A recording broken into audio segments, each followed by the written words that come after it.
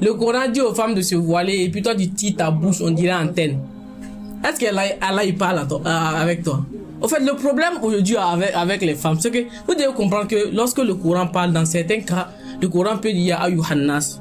Nous on dit pas non. Soit aussi le Coran dit Ayyuhallazina amanu. Ça on a choisi des gens spécifiques. Ça s'adresse pas à tout le monde. Quand on dit Ayyuhannas, ça s'adresse à tout le monde. Femme, homme, ça s'adresse à tout le monde. Mais quand Allah dit maintenant ya Ayyuhallazina amanu, là maintenant le Coran il a choisi des gens. Le Coran parle pas à tout le monde.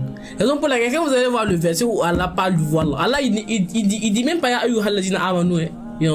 Allah il s'adresse d'abord au prophète alayhi salatu wasalam. Ya ayyuhan nabiyyu qul li azwajik wa banatik wa nisa'il mu'minin. Il dit au prophète, dis à tes femmes et à tes enfants. Quand on dit les enfants, c'est qu'ils peuvent être avec 4 filles. C'était Kulsum, Ruqayya, Zainab et puis Fatima Zahra radiyallahu anha. Donc Allah dit, dis à ceux-là. Quand Allah quitte là-bas maintenant, il dit wa nisa'il mu'minin. Allahu akbar. Donc on parle pas avec toi. Tu commences à tirer ta bouche, on dirait antenne. Souvent les gens disent que non, que moi j'insulte, mais c'est pas insulte. Hein. Non, c'est pas insulte. Parce que souvent ça énerve.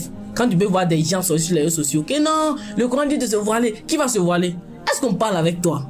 Le Coran ne parle pas avec toi. Allah dit, et aux femmes de croyants. Vous devez comprendre qu'à ce stade-là, ça dépasse même l'islamité. Puisque vous devez savoir que dans la foi musulmane, là, il y a 3 degrés.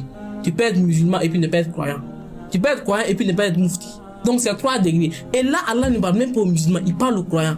Raison pour laquelle il dit dans le Coran, قالت الأعراب آمنا قل لم تؤمنوا ولكن قولوا أسلمنا ولما يدخل الإيمان في قلوبكم. Allah dit, les bédouins ont dit que non, que eux ils sont devenus des croyants parce que ils sont entrés dans l'islam hier seulement. Et puis le lendemain matin, quand ils croisent quelqu'un, ils disent que nous on est devenus des croyants, on est entrés dans l'islam. Allah dit non.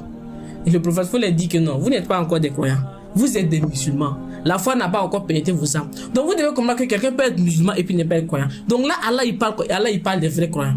Allah dit, il faut dire aux croyants là, de ramener sur elle leur grand voile. De ramener sur elle leur grand voile. Est-ce qu'on parle de toi?